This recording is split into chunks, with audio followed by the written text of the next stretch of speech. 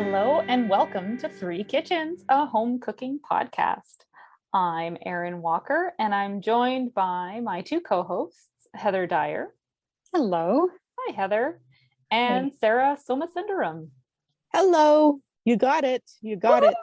Good, good. I'm looking at you with expectation like, is it good? You got my last name right. Okay, so I have a question for you, Sarah, before we start. Oh, for me. For you. Uh-oh. It's I'm something that nervous. I feel like you need to share with everyone.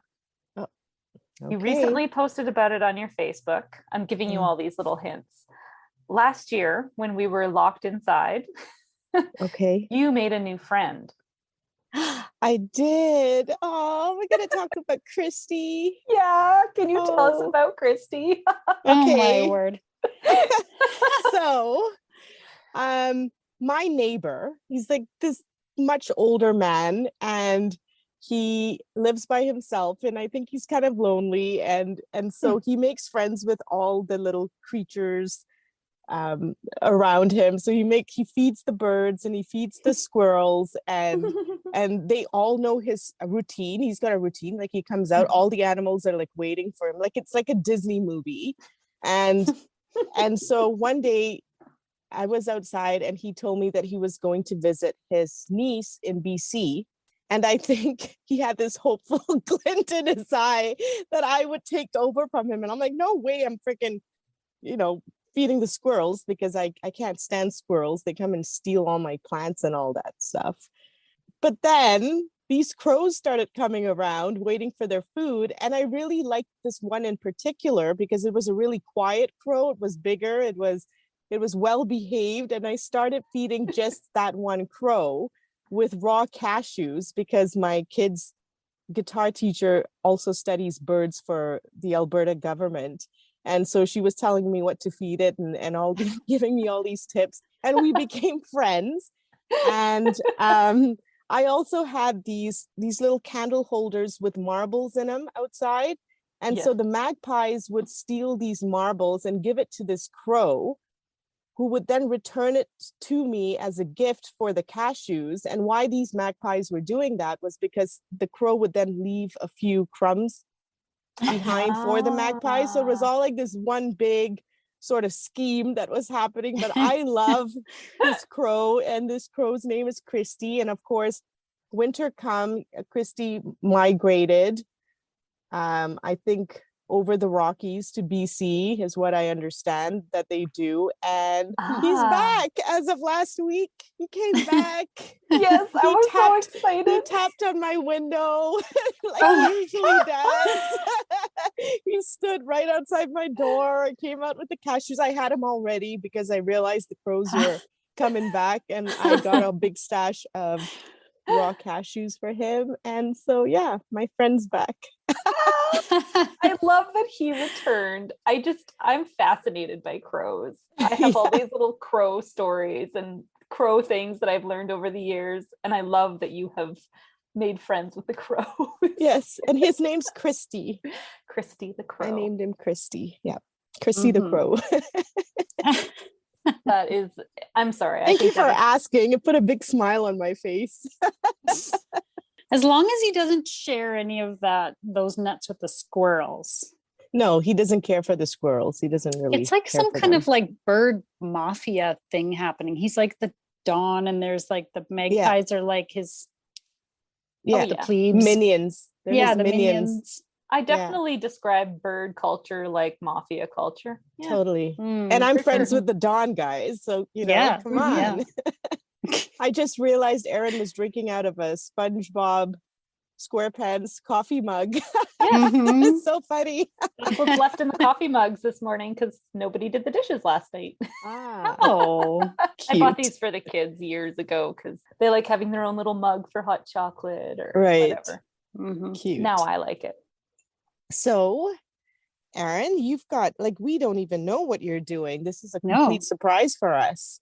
I'm cooking out of this cookbook. So I bought this cookbook many years ago. Wandering through a chapters, there were cookbooks for sale. They were like between $5 and $10 a piece. Nice. So I just browsed through them. I picked up one that was like a Thai cooking book, and it's pretty good. It's got a few recipes that I really like. And then I also picked up this book, and it's called A Cook's Tour of Italy, and it's by Joe Famularo. I'm probably saying that wrong. It's I think something... I just guessed what she's making, but go ahead. Oh. So it's this it's a cookbook that it's like reading through somebody's travels through Italy. Nice. And this guy is a chef who's published many books. Okay. But he's pretty he doesn't have a Facebook page. He's obscure. Not on Instagram. This book has no pictures in it. Okay. It's all just text, which I sometimes find intimidating when it comes to a cookbook. I kind of like seeing pictures. Yeah. So, I mean, I don't know why I picked this up because, 10 or 15 years ago, I was definitely not good enough to cook out of this book. And so it sat on my shelf for a really long time. And I've gone back and there's a few things in it that I now love. Okay. You have made some recipes from it since? Yeah. Okay. Yeah. I have, last year when we had all of our tomatoes come out of our garden, I made the slow cooked roasted plum tomatoes on my barbecue. And then I popped those all into jars and froze them. And so it was having these like deliciously roasted tomatoes that like I could blend it up and use it as a tomato sauce. I could just toss it in soups and stews. Okay. You could just eat them like this. But it was just a good thing to do with all of the tomatoes we had. And there's an Italian lentil soup in here that I really like as well. That's got bacon and a bunch of lentils and onions, carrots, celery, and broth. And it's a simple, easy thing to make. It's tasty, and I really like it. And I love how this book is written. He writes this book, and he does a little section on each area of Italy. So all the different like provinces. So you go from Rome, and then you go to Tuscany, and then you go to the Italian Riviera, and he talks about different foods that he eats in those places. And he sets it out like, I went to this restaurant and this is what we ate. And here's a recipe list that will serve 4 to 6 people so you can entertain them just like you're in Tuscany. It's like going on a vacation through food while you read the book. Nice. Okay. So one of the things that I marked off in this book that I wanted to make right from the get-go, but I never have, is a focaccia bread. Is that what you were thinking, Heather? That is not what I was thinking. Okay. I remember you talking about, it must not have been from this book. Oh, but it was like a pie with pasta in it or something. Oh, this is in that book too, and I haven't made it yet. Oh, okay. Okay. Maybe you'll make that for us another time. Close. Future episodes, okay. Same cookbook. It seems like it's getting too warm out to make a pasta baked within a pie crust. No, never. And maybe I'll do that when we can all get together again or something, because that seems like a hearty meal to feed a lot of people. She's always sharing her carbs and cake. I know. And, oh my God. We're not doing that this week. So I'm almost a little bit glad, even though I'm very intrigued by that idea of the pasta baked in the pie. I don't think I want to eat it right now. After all that cake from last week. Yeah. Yes. Too much cake. Not too much, but It was a bit too much. It was a bit too much. Yeah. It's okay. Okay, go ahead, Erin. All right. So he has, at the beginning, he's got basics of bread, broth, and pasta. So he's got a few pasta recipes, how to make a basic pasta, how to make some basic broths, and then how to make some basic breads. And his basic focaccia bread is a focaccia with sage, olive oil, and salt. So I don't know about you guys, but I love the idea of focaccia bread. I love it every time I go and eat somewhere and you get that, it's like your appetizer. Yeah. Oh, I've really wanted to make this, but I've always kind of been a bit intimidated by this book with it having no pictures. It kind of makes some assumptions about what your cooking skill level is. Yeah, okay. So focaccia is a pizza dough bread. And since we've done some pizza dough stuff Oh, lately, interesting. Okay. I thought that I would delve into this one. So this one just has, all right, a package of yeast, a teaspoon of sugar, and a cup of warm water. And you want to mix those together and let it stand. And then you put your flour into a bowl and make a well in the center. You add your yeast mixture, your leaves, your olive oil, and your salt. Stir it together until a dough forms, and then work it on a floured surface, kneading it until it is smooth and elastic. Okay. I think I'm going to be doing that in my mixer. I was going to ask. Nice. Yep. Okay. Nope, we're going down the right path with this. Good. I have learned. And so once you've kneaded your dough, you're going to put it in a clean bowl, cover with a moist cloth, and let it rise until doubled. So about an hour, it says. So I'm going to use your proofing hack, and I'm going to do the bulk fermentation if we're going to keep with our lingo we've been using. That's right. Look at the things we've learned. See, we sound so good now. All right. So then once you've got the rise done, you punch the dough down, you shape it into a ball, and you put it back into the bowl, and you let it rise again until it's doubled again.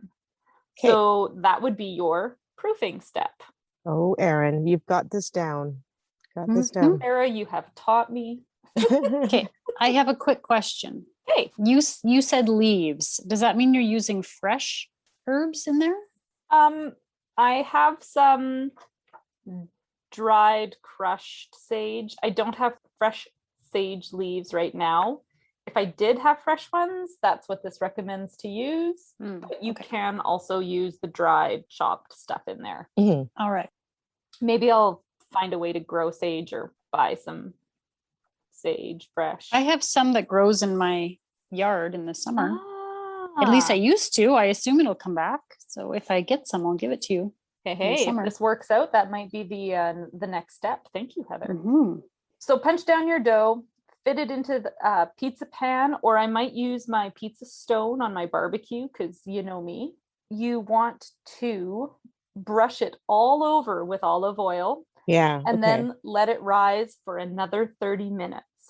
Okay. So like we're really making this really airy. Well, like you keep rising it and crushing it down and rising it and crushing it down. And, you know, when you describe a pizza dough, how when you pop your fingers in and then it doesn't bounce back. Yeah. I think we're really like killing that yeast, you know, like so it doesn't go too puffy. We want it to be denser and more thick. Right. Because so what I learned about focaccia is that usually it's sold in a bakery by weight, and they make these huge slabs of focaccia dough in Italy. And so you would go and you would buy your piece and they would sell it by weight. Oh, that's interesting. So I would never have I would never have described focaccia bread as dense, but I kind of see what you're talking about now. Like it is heavy. It's a heavy dough, right? Like you're taking all that air and puff and you're kind of packing it all down into a small, thin package. And you put like those dimples in the top. Yeah, you put the holes in the... So that when you drizzle olive oil or something over it afterwards, it has little pockets and... Yes. Yeah. So you don't want it to spring back out. You want to keep those little dimples in there when it bakes. I feel like we've got some experience under our belts to deal with pizza-like doughs. So maybe I'll be able to know what's going on during the process and I won't make any big mistakes. And then you just preheat your oven to 450, bake it about 15 minutes until it's nicely brown and serve it warm. Or cold, it's still good. I'll take a piece of cold focaccia if you'd like to share with me. Yeah. So I'm going to try and make this. And then the Italian lentil soup that I was talking about it's kind of a staple in our house. We eat it frequently. My kids are kind of lentils, but I love it. Of course. And so I'm going to make this focaccia bread with that lentil soup because I think all those things sound delicious together. And you know, like I love this idea of making focaccia bread. I don't know if you guys remember in the Salt, Fat, Acid, Heat series on Netflix. I do. Yes, my memory went right into that episode. Yeah. But she was making focaccia bread in that beautiful kitchen in some Italian countryside. Yes. Well, of Remember course, that? yeah. So I'm going to be making this in my renovated in 1975 kitchen. But just pretend Yeah. you're there. That's how Yeah. I do it. I'm going to be barbecuing it in my backyard. There you go. Kids' sticks and toys all over the place. It's not quite as romantic, but I will be in Italy in my That's heart. right. There you go. Yes, absolutely. Oh, well, I can't wait. I've always I'm wanted to try excited. too.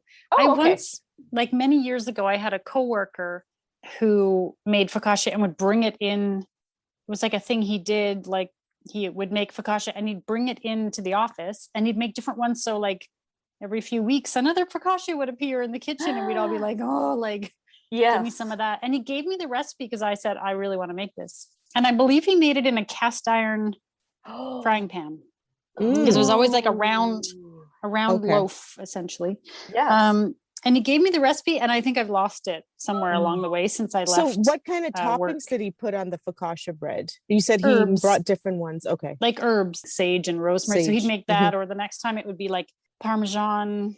Nice. Or like, I don't know, I can't even remember now, but just different herbs and flavorings. And it was so good that I really wanted to make it, and then I never did. So. And this cookbook says various ingredients can be worked into the dough or served as a topping. Cheese, ham, olives, onions, oregano, pancetta, rosemary. I mean, there's ones that have anchovies, capers, chicory, fennel.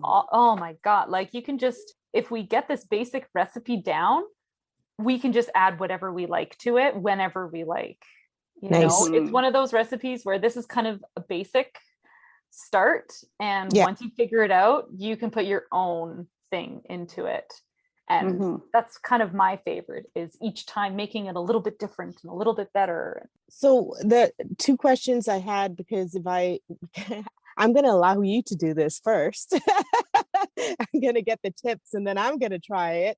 You got it. Kind of like the empanadas you made last weekend. Yes. But you're talking about active yeast. Okay. And then you're talking about all-purpose flour or pizza flour? Ooh, you know what? I never looked that deep into these things. Unbleached all-purpose flour. Okay. And then when you said pizza pan, what is a pizza pan? Like, is that just like some sort of sheet that you would bake pizza on? Like I have those round pizza pans. I think I'm not going to do that. I think I'm going to do this on my pizza stone. I love the cast iron idea too. I think you'd have to play around because the heat with the cast iron is different, right? Be hotter. It's because those pans get so hot and they hold their heat that you'd really, especially on the barbecue, I think you'd really have to play with. I'd have to be careful, but the pizza stone can be like that too. Yeah.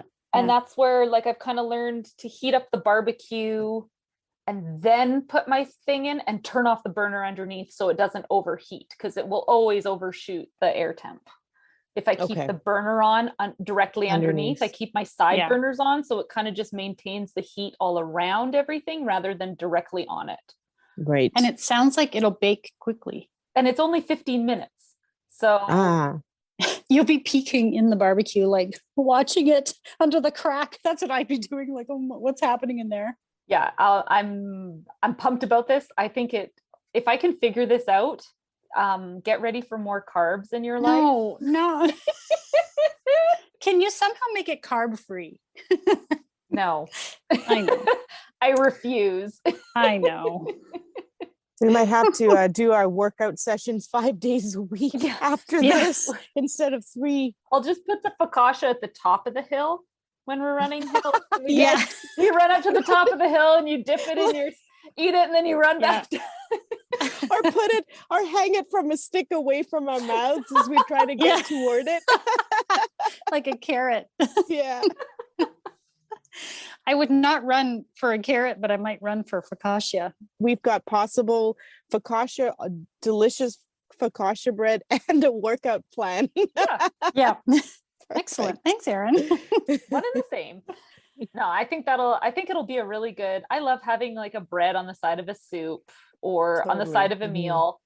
I Yeah. think in the pizza episode, we got talking about putting flowers and things Yeah. on, like making it almost like a breadstick. You could do this with focaccia. You could put Yeah. your zucchini flower and your other flowers and herbs and things from your garden and really play with Do you them. have any flowers out yet? Not yet. Not yet. By the time this episode comes out, you'll be such That an could old be. pro that maybe we could take a photo with like your focaccia with. That's a good idea. Oh my gosh, I didn't think about that. Oh, that sounds great. That's going to be really tasty, Erin. I can't wait to try it. Yeah, I think Yeah, this will I'm be, excited. this is the perfect time to try this. This has been earmarked in that book forever. And I'm so excited someone else is playing with dough. Like, yay! It's not me. That's my go-to. I started out baking. That's my go-to. I like Yeah. working with bread. Because now I'm curious about French bread. You have a recipe for that? Hey, I've got one in my French cookbook. I have Ooh, yet to try, so I'll share.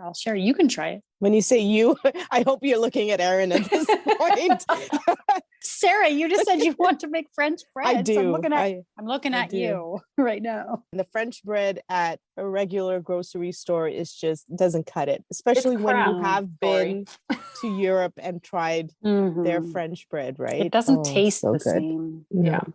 Well, I can't wait to try this and share it with you guys.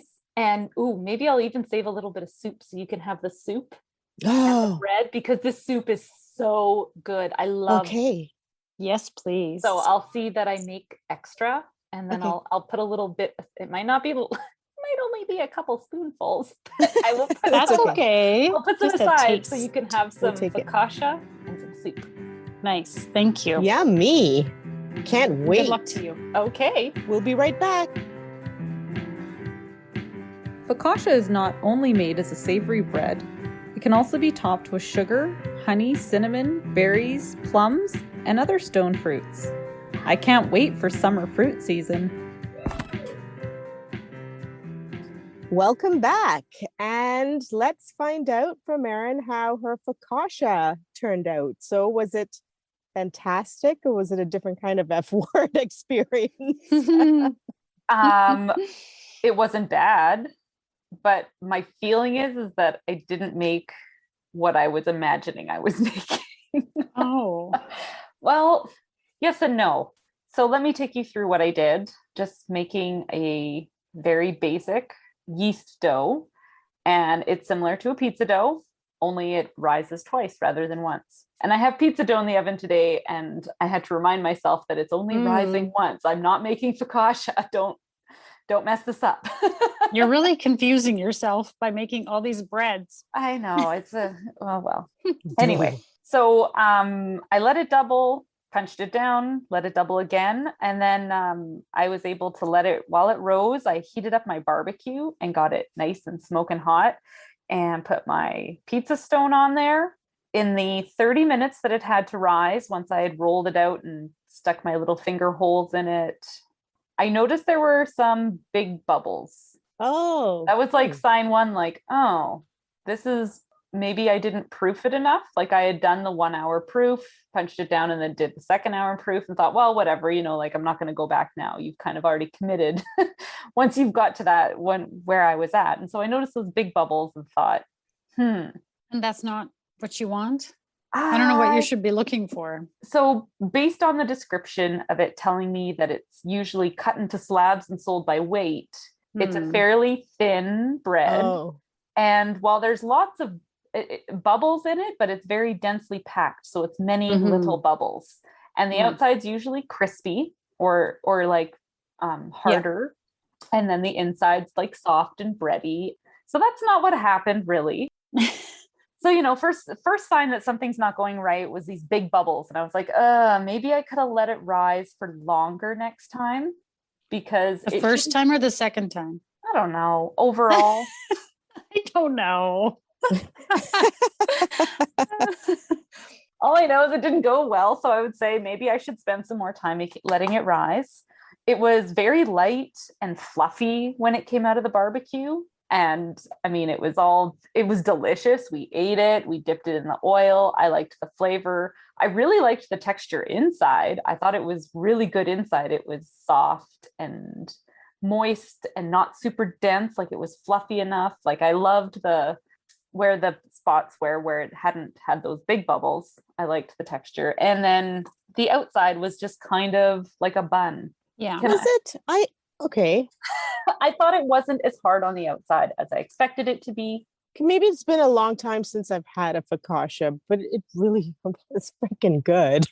It was That's all I very remember. The flavor. Oh, so delicious. I'm glad you guys like the flavor too, but I feel like it wasn't focaccia. It was bread. It was yummy. It wasn't focaccia. And one of the things that makes me think this is my big bubbles. And then in our last episode, we had also talked about how we watched Salt, Fat, Acid, Heat. And that her episode on fat, she's in Italy and she's making this focaccia. And oh yes, I remember that. I think we've all just been like, oh, I want to be in that place. Yeah. And so I went back and I watched that again. Yeah, like my bread was too light and fluffy and not crispy enough on the outside. And the process was different. It seemed like it had risen more. Like it was taller. Yeah. Than I was expecting. Yeah. Yes. So maybe that's where kind of that more of that air came into it. It made it rise up more. Yeah. And maybe you just invented a new bread recipe because it was good. I'd eat it again. It was so good. Yeah. And then you gave it to us with that lentil stew. Oh, that's right. I forgot I packed you guys that lunch. That was so and then, good. That was my lunch, by the way. That was my lunch for that day. And the kids were kind of like fluttering around me going, can I have another piece? Can I have another piece? And I'm like, go away. But because when you dropped it off, you had said, oh, I think I kind of effed this up. I effed up the focaccia bread. The only thing that then I was maybe gave me an idea of what you may have meant was when I saw the picture of it, it looked like it was quite risen. And that's it. I'll still take it. It was so delicious, right? Yeah, for sure. I also thought I expected more of those dimples on the top. That's right. Yeah. It kind of, like you said, it was more like a bun. It was a bit smoother on the surface than I expected that it might be. Yeah. And I think that might have been that rising. All those dimples got kind of pushed up. I also noticed that I possibly didn't have my barbecue hot enough. Because what temperature was this supposed to go in? It was supposed to bake at 450. 450. Well, that's pretty hot. And so I got the barbecue temperature up there when I first put the stone on, but then I think I didn't let it warm up enough. And then when I put my bread on, the stone wasn't as hot as it needed to be. And so it actually, I would say I actually cooked it at a lower temperature, which also was that was my other thing that I think I did that may have messed this up. So when you say that those big bubbles happened in your dough, are you suggesting that it was overproofed or too much yeast? Not proofed enough. Like I was almost thinking that, through the process of making it rise twice, we are really putting the yeast through their gears, right? Like they're not as active, they're not as excited and ready to make more gas, essentially for us. And and so we've kind of, we've let them do it the first time, we've let them do it the second time. And so in that last 30 minutes, we want them to do a lot of little, like we want a lot of little bubbles, not like, I'm really excited and I'm going to just go at it. Okay. So I love how the bubbles are now getting voices. Yeah. They're becoming characters. They're beasts. I'm getting too big. This is how I think science, guys. Everyone has a personality. Erin, I need more time here. I need more time. Yeah. Exactly. Back off. I will still be delicious. Hey, Sarah's proteins talked in one of our last episodes. So I'm gonna I'm not the only one. No, you're not. So then so these are the two things that I spotted as it needed more time to rise because the yeast was still too excited by the time it was just doing that final rest before baking it. So I think it needed longer rising time. And I think my barbecue needed to be hotter. So it's been a little while since we recorded the first half. So I had extra time and I decided to go and make another focaccia bread and see if I could correct it and do it a little bit better, and maybe see if some of these things I thought were wrong are the things that are wrong. So I let it rise this time so it was an hour pretty much for each rise that I did the first time, and it pretty much doubled in that time. So instead I let it triple in size. Okay. So instead of going like double in size, I let it triple. So it went from 1 to 3. And that took about an hour and a half to hour 45. So in total, I added an extra hour to my rising, more or less. And so when I punched it down and put my little dimples into the bread and then let it sit, when I came back after 30 minutes, it had not there were no big bubbles on it. And so I thought, ooh, this is good. Maybe I've solved one of my problems. And then I did what I should have done the first time, and I let my stone come up to temperature after I put it onto the barbecue. It definitely turned out a lot better the second time. It was a more consistent disc shape. It didn't do that big rise in the middle. Right. It had the dimples stayed in a little bit better. Yeah. It definitely, like, it could have cooked at a hotter heat. Honestly, I could have left it and get it crunchier. Okay. You know, like I like that crispy outside of the bread, and you know, it was more crispy, but it wasn't as crispy as it, in my opinion, could be. So my next try, I'd like to do the cast iron pan that you mentioned that your coworker did with his focaccia, because I think that might help my temperature situation. So it's definitely getting better. So you're still working on it. Though I do think that you invented a great bread and you should find a name for it and market it, because it was good. And what did you put? You put in like rosemary, or? I put sage in, only sage. Oh, only sage. Okay. I would have thought rosemary too, but okay. It was really tasty. Yeah, I only did sage on it. So I really liked that. Again, I would love to play with that when we have some fresh sage out in the yard. And all that kind of stuff. And I mean, instead of getting a bread at the grocery store, I would make this instead of a French bread and use it in the same sort of way. And that's essentially what I did the second time I made it. Even though it turned out more focaccia-like, it was still better to have this bread than like one of those crappy loaves that, I don't know. I just feel so disappointed with store bread. Lately. So, and I mean, I think I kind of messed it up pretty good the first time. You know, I didn't let it rise enough. I kind of didn't get the temperature totally right. You know, it didn't totally mess up the bread. This was still delicious. Yeah, totally. Even if you mess it up a little bit and you're not the greatest cook with bread, or you're intimidated by bread because you're like, oh, I don't want to mess it up. I think this is a really awesome recipe to start getting yourself familiar with making bread. And I mean, I make bread all the time and I still screwed it up. So but look what happened. Like, not because it was hard, but just because I wasn't focusing as much on things. You were aiming for like a denser, less risen bread. Well, all you got was a taller, fluffier piece of awesome bread. Like, it was like you can't say you screwed it up. You can't call that a failure. It's just a different bread than you were expecting. It's an invention. Yeah. So good. True enough. So when you dropped the focaccia bread off and you said you focaccia'd it up, I actually went to one of the cookbooks that I have by Gennaro Contaldo, just to see if he had anything written in it. Yes. And this was quite a few weeks ago, so I can't remember everything, but he said that focaccia bread in Italy, unlike what we think it is actually a whole bunch of different kinds of breads.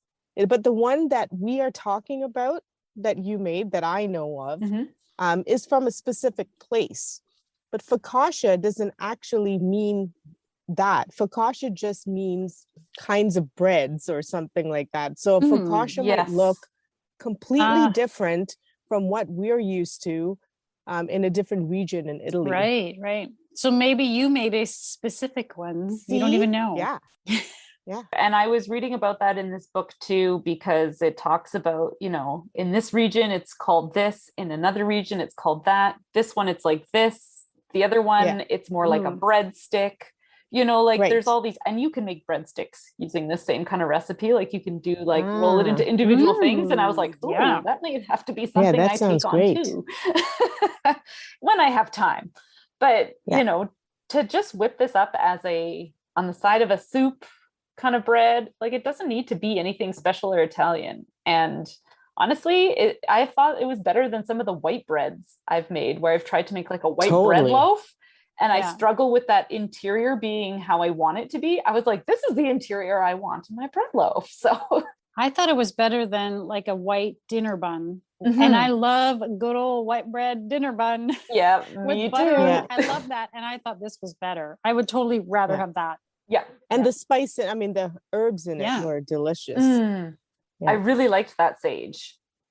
So what made you think that you should have proofed it to 3 times the size? I honestly, just a shot in the dark.